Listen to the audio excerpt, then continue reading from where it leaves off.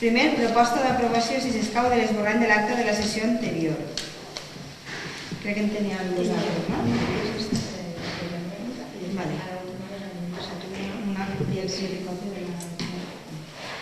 Vale, doncs comencem per la del 4 de desembre. Senyor Carbonell, hi ha alguna cosa a dir? No. Senyor Cupó, hi ha alguna cosa a dir? No.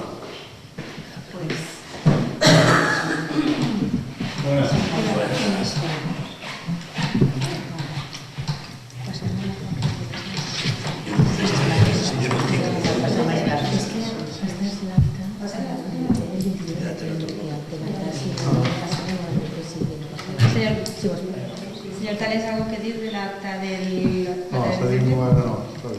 Molt bé. Doncs passem a votació de l'acta del 4 de desembre. Vots a favor? No, abstenció jo. Perdó, una abstenció. I ara passarem a votar la sessió extraordinària del dia 21 de novembre del 2019. Senyor Tales, ¿algo que dir? No. Senyor Carbonell, ¿algo que dir? No. Senyor Cupó, ¿algo que dir? No. ¿Vots a favor de aprobar el acta? ¿Abstención? Pues queda aprobada. Les dos actes. Punt número 2, dacions en compte, resolucions d'alcaldia. Té la paraula la senyora. Els decrets dictats per la senyora alcaldessa són del 907 al 979. El 907, 3 aprovacions plusvalues, 12 sol·licituds de serveis d'ajuda a domicili, 2 altes padró d'habitança, concessió i llicència urbanística, aprovació, factura, redacció, projecte, direcció d'obra, coordinació de seguretat i salut de l'obra, remodelació del sistema de recirculació d'aigua i piscina i construcció de pista d'esquí. Alta padró d'habitança, comissió de serveis d'Anna Signes, declaració responsable ambiental, 5 exempcions de l'impost de vehicles de tracció mecànica per minusvalua, 2 aprovacions de plusvalies, una llicència de segona ocupació i una delegació de competències d'alcaldia a la Diputació de València en matèria d'igualtat. Gràcies. Pues passem al punt número 3, aprovació i modificació de crèdit 4/2019. Té la paraula el senyor Copoví. Bona vesprada. Com bé tingueu en la documentació que han enviat, s'ha fet una modificació del pressupost a partir del pressupost del 2018 prorrogat per al 2019. El que s'ha fet en aquesta modificació del crèdit ascendeix a una quantitat de 42.800 euros. Això el que és que se li assignen crèdits a altres partides de despeses per tal de cobrir aquelles despeses que han anat sorgint i no han estat previstes en aquests pressupostos. I com l'any ja està acabant-se, la pressupostació, és a dir, l'assignació d'aquests pressupostos va en la modificació que s'està fent, sobretot en el capítol 2, que seria en gastos en béns corrents, i després en el capítol 6, que seria en les inversions reals. Com veu, tingueu ahir, estan depenent en el capítol 2 n'hi ha 6 ítems, en el capítol 6 n'hi ha 3. Està desglossat amb els imports que són els que s'estableixen en el total dels 48.800 euros, que seria la modificació de crèdit del pressupost del 2018 prorrogat al 2019. Per la meva part, no tinc res més a afegir. Gràcies. Senyor Talent? No. Senyor Carbonell? No, simplement un aclariment perquè quede més clar, perquè algú pugui pensar que no estem modificant el pressupost de 2020 que aprovarem fa un mes. Estem modificant el pressupost de 2018 prorrogat en 2019 per a tancar l'any. Simplement això. Correcte. Pues gràcies per l'aclaració. Pues passem a votacions. Vaig a favor d'aprovar la modificació de crèdit. Abstencions? Pues aprova per 7, vaig a favor i 3 abstencions. Punt número 4, despatx extraordinari. Comentar que sí, l'equip de govern té un punt a tractar en despatx extraordinari. Ja sabeu que a les 7:30 ha hagut una comissió per a presentar també la matèria. I és la sessió de l'Associació de Municipis de Violència de Gènere, tal com tenen, i ja m'ha comentat. Per tant, la urgència és perquè ens agradaria tindre, quan ja tinguem el que és el Pla d'Igualtat en la regidora d'Igualtat, volem adherir-nos el més pront possible abans del 31 de desembre. I aquesta és la raó per la qual presentem la urgència. Serà que alguna intervenció per el tema de la urgència? No. Alguna intervenció? No. Doncs passem a votar la urgència. Vots a favor de tractar-ho en el ple? abstencions? Doncs s'aprova per un vaig a favor. Per tant, ara anem a aprovar l'adhesió a la xarxa de municipis de violència de gènere. Té la paraula el senyor Popovic. En aquest tema li cedim la paraula a la regidora Vero Úbeda.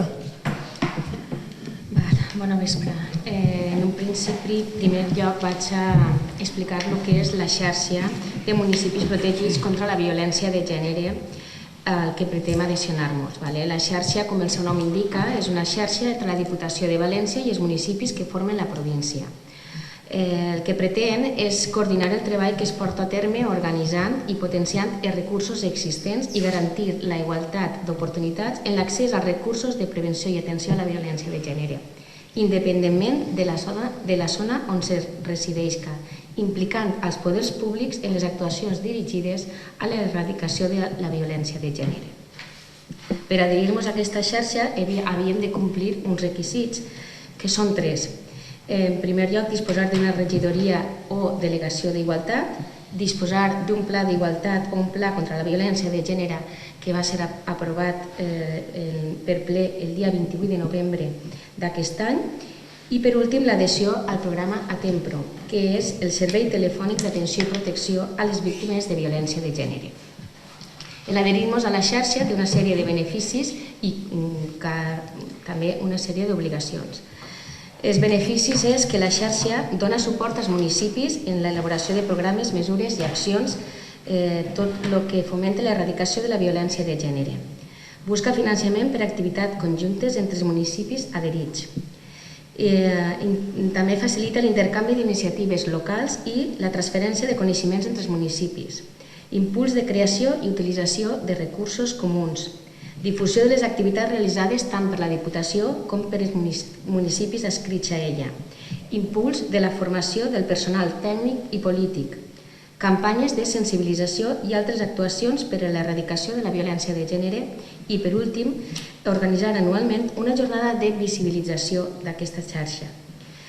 Les nostres obligacions estan en 2 etapes. La primera etapa seria d'1 any, és a dir, al llarg d'1 any, aquest Ajuntament té que disposar d'un mínim del 10% del total de personal tècnic i polític amb una formació especialitzada en violència de gènere al mínim 20 hores. I també cal dir que aquesta formació té que ser continuada. També la policia local ha d'estar formada amb un mínim de 20 hores, també en l'especialització de violència de gènere. Però així aquesta formació té que estar homologada per l'IBASPE. També hem de fer campanyes municipals de sensibilització, prevenció i lluita contra la violència de gènere i realitzar projectes relacionats amb aquesta lluita. I la segona etapa seria que al llarg de 2 anys hem d'aconseguir disposar d'equips professionals propis o en associació d'altres entitats locals per a l'atenció de víctimes de violència de gènere i dels seus fills o filles. Aquest equip professional haurà d'estar composat per un psicòleg o psicòloga, un treballador o treballadora social i un agent d'igualtat amb un mínim de formació especialitzada en violència de gènere del mínim 40 hores. Gràcies. Senyor Tanent? L'únic que estava dient jo que l'equip això és a càrrec de l'Ajuntament? L'equip que té que veure... Clar, però per això nosaltres anem a poder tindre subvencions per a poder formar nosaltres o ja t'he dit en altres municipis del voltant. De totes maneres, nosaltres estem d'acord que faci tot el que pugui ser. Perfecte. Part d'esta adhesió és que després tenen més ajudes. Si no estàs adherit, pues recibis més ajudes per a tratar de fer aquestes coses. Perfecte. Senyor Carbonell? No. Doncs passem a votacions. Vaig a favor de l'adhesió. S'aprova per unanimitat. Punt número 5, pregs i preguntes. Senyor Talents? No, res. Senyor Carbonell? Sí.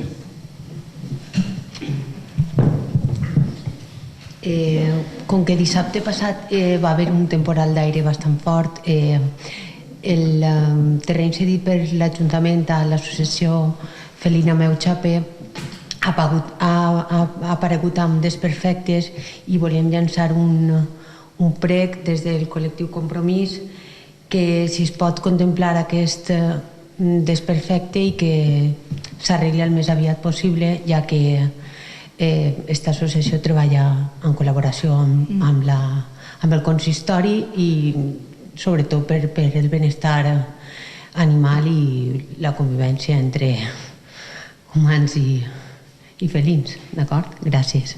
Pues gràcies per el prec. De fet, el regidor Salva Ávila sap i Susana també, la regidora de Benestar Animal, té constància i de fet ahir va estar ja allí visitant les instal·lacions, que són conscients del que ha passat i ja s'està treballant en el tema des d'ahir de matí, des de mateix que va passar. Però bueno, gràcies per dir-ho, però ja estem treballant. Alguna qüestió més? No, gràcies. Pues, fins així el ple i simplement que passeu bones festes i feliç any nou 2020, que siga més venturós i profitós que el 2019 i esperem que siguem tots molt feliços. Moltes gràcies. Igualment. Anem veient molt.